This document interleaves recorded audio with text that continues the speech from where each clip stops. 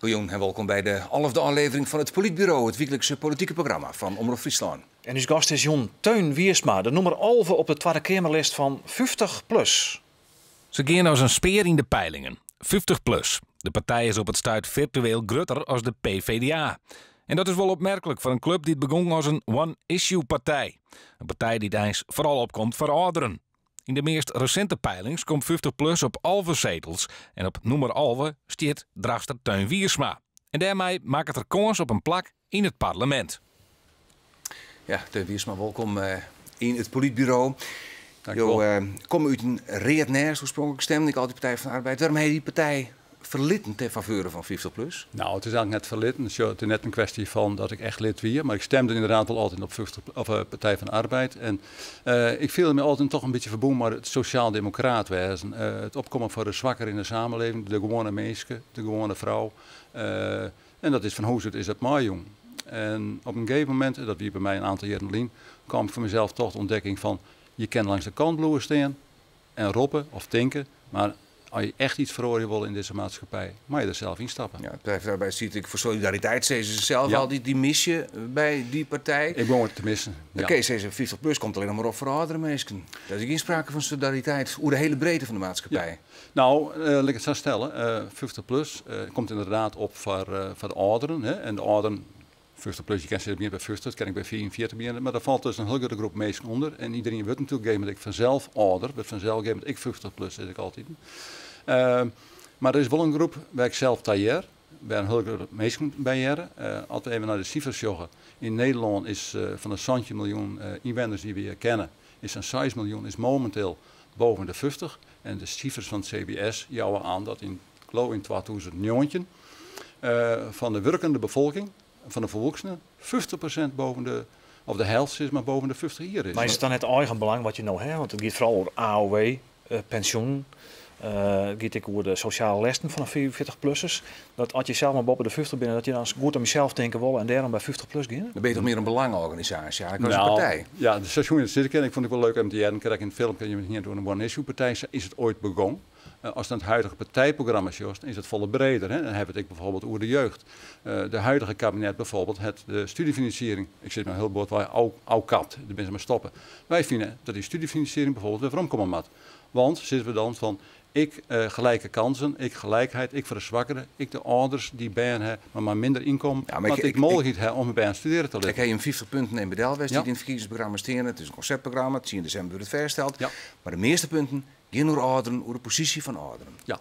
Nou, en dat is ik wel heel terecht, denk ik. Want als we goed besjoggen, wat ik krijg al zei, de cijfers wie uit, en het is gewoon werkelijkheid, een groot deel van de bevolking is ouder.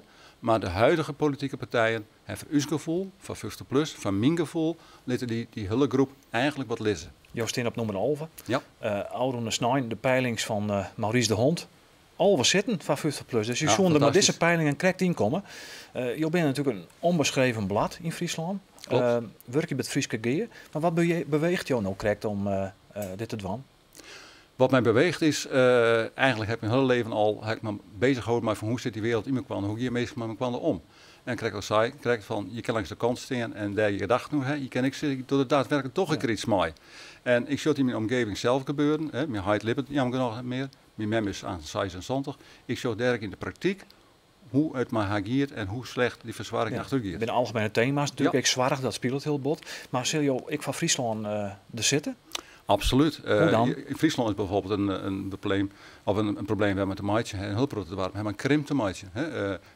Dwarpen we lietster, voorzieningen in fjord. Wat bloed zitten is vaak de ouderijn. Er zijn de oudere mensen die eigenlijk net mobiel binnen. Hoe zit het dan met de infrastructuur? Hoe komen die mensen eigenlijk, als ze in het ziekenhuis moeten bijvoorbeeld, je mij een lietsplakje en je moet naar Leeuwarden, je moet naar Drachtentouw. Hoe gaat dat?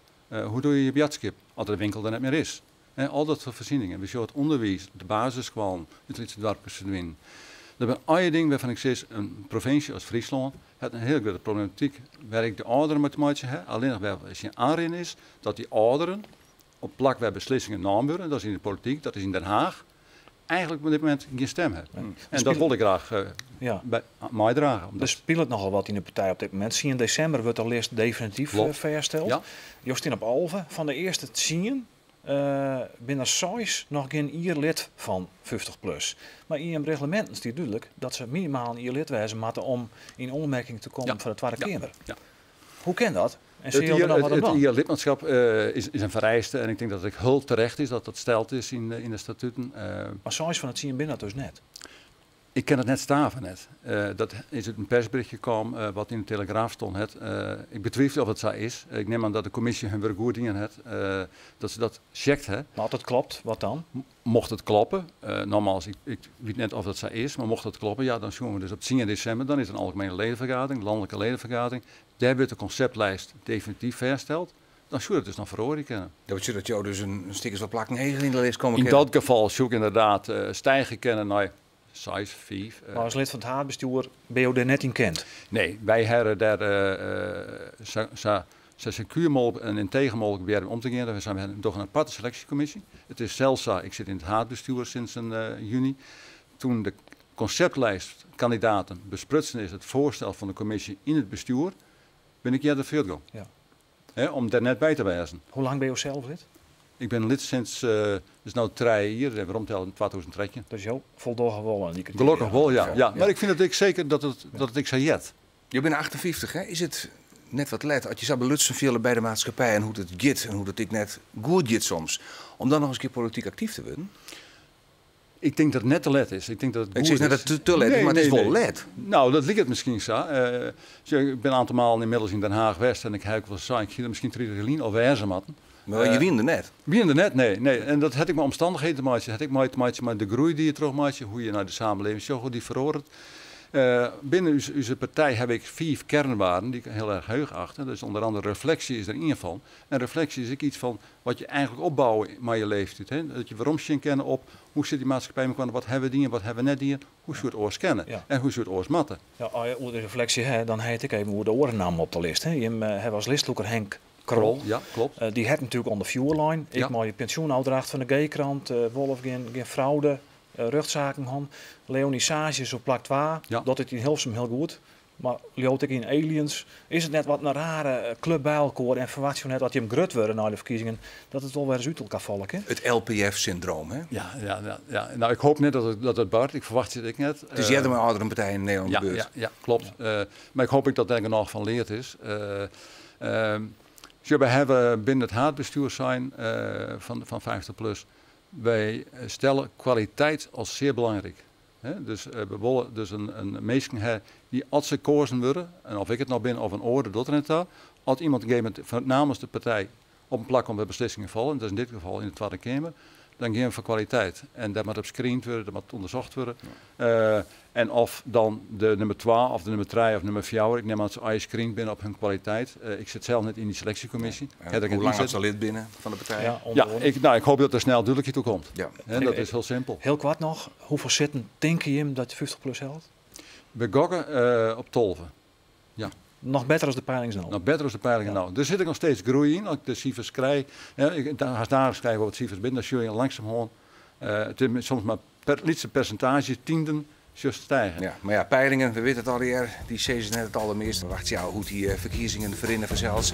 Dat dit in maart, dit weerst is even nou, naar het hoe Gerco van Beek als cartoonist dit onderwerp tekenen het.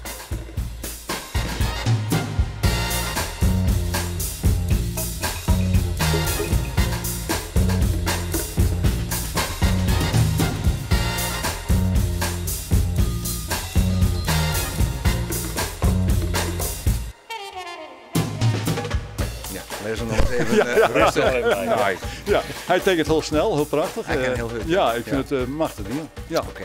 Teun Wiers, met ik dank voor je komst naar Graag gedaan. bureau. We lieten je voor deze keer weer even vrij, maar we willen graag in het belang van Friesland dat je voorlopig eerst even in de provincie blijft. Nou, ik blijf je zeker bij in Drachten.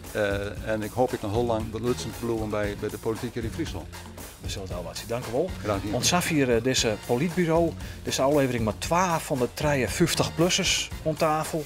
Tak een beetje bij de weer. Dat is even wie dan de gast is. Bedankt voor het zien. Graag gedaan.